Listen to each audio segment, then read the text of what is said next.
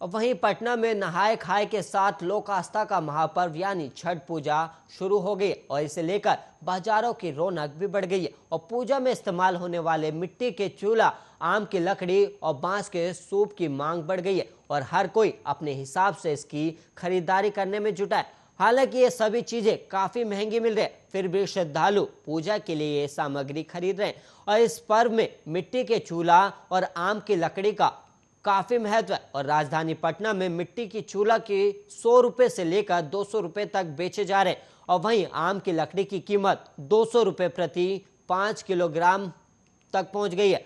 और वहीं लोग बड़ी संख्या में मिट्टी का चूल्हा और आम की लकड़ियां खरीद रहे हैं। और छठ महापर्व में लोग प्रसाद मिट्टी के चूल्हे पर और आम के लकड़ी का भी प्रयोग कर बनाते हैं और इसमें बांस से बने हुए सूप और दोरा का भी उपयोग किया जाता है। और इसे खरीदने के लिए मार्केट में लोगों की काफी भीड़ देखने को मिल रही है। और मार्केट में मिट्टी का चूल्हा बेच रहे राजेंद्र कुमार का कहना है कि इस बार महंगाई बढ़ी है और यही कारण है कि हम लोग भी महंगी कीमत में सामान को बेच रहे हैं और लोग आ भी रहे और खरीदारी कर रहे हैं। और पिछले साल में अच्छा मार्केट है और पिछले साल कोरोना ने सब कुछ खत्म कर दिया था। और मिट्टी का चूल्हा खरीदने आई लक्ष्मी देवी का कहना है कि मिट्टी का बर्तन पवित्र होता है और यही कारण है कि छठ पर्व में हम इसका इस्तेमाल करते हैं। और उन्होंने कहा कि बांस के बने हुए जो सूप होते हैं वो सबसे ज्यादा शुद्ध माने जाते हैं और उसमें ही हम लोग भगवान भास्कर को अगर्य देते हैं। और पटना के किदवईपुर से आए सुमन कुमार बताते हैं कि इस बार आम की लकड़ी बहुत महंगी है और 30 रुपए किलो मिल रही है, लेकिन छठ करना है तो खरीदना ही होगा।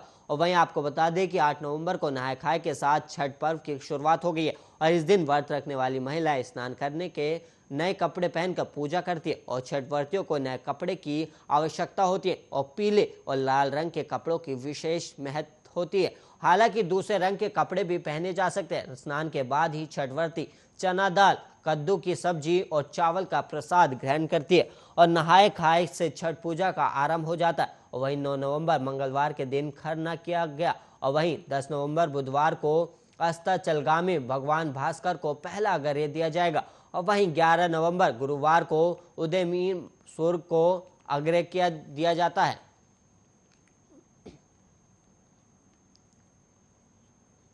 और वहीं बिहार में लोक आस्था के महापर्व छठ की धूम है और त्योहार को लेकर हर तरफ चहल पहल है।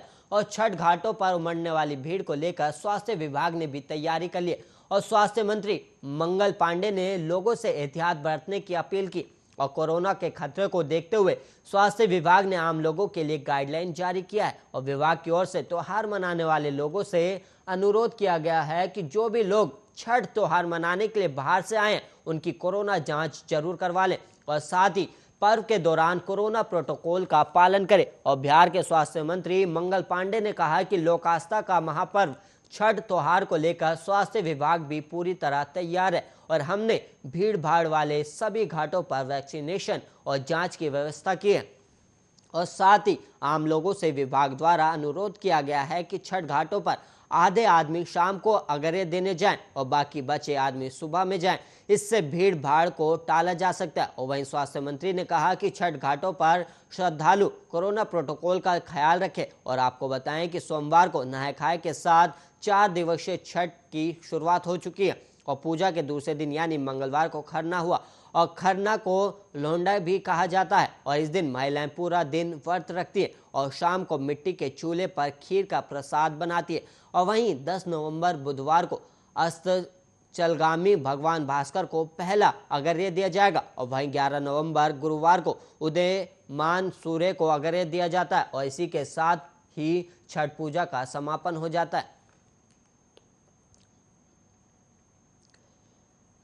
और वहीं सासाराम में रोहतास पुलिस को बड़ी कामयाबी हाथ लगी और पुलिस ने जिला मुख्यालय सासाराम के नगर थाना क्षेत्र से सुनील कुमार सोनकर हत्याकांड में 3 आरोपियों को गिरफ्तार कर लिया और उनके पास से देसी कट्टा भी बरामद किया गया और सभी से पूछताछ की जा रही है। और रोहतास के एसपी आशीष भारती ने प्रेस कॉन्फ्रेंस के दौरान बताया कि शनिवार की रात शोभागंज नीमटोली में रहने वाले युवक सुनील की हत्या कर दी गई थी और जिस मामले में 3 लोगों को गुप्त सूचना के आधार पर जाल बिछाकर गिरफ्तार किया गया और साथ ही उनके पास से एक देसी कट्टा भी बरामद हुआ।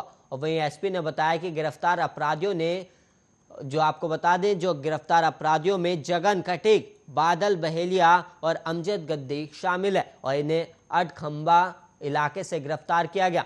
और उन्होंने कहा कि सुनील सोनकर हत्याकांड को यही तीनों ने मिलकर अंजाम दिया था और महज 30 घंटे में हत्या के तीनों आरोपियों को पुलिस ने अरेस्ट कर लिया। और वहीं आपको बता दें कि सुनील कुमार की गोली मारकर हत्या कर दी गई थी और इस मामले को गंभीरता से लेते हुए सासाराम के एसडीपीओ के नेतृत्व में विशेष टीम का गठन किया गया था। और वहीं जानकारी मिली कि वारदात में शामिल तीनों यहां घूम रहे थे, जिसके बाद तीनों को गिरफ्तार कर लिया गया और स्पीडी ट्रायल के जरिए इन्हें जल्द से जल्द सजा दिलाई जाएगी।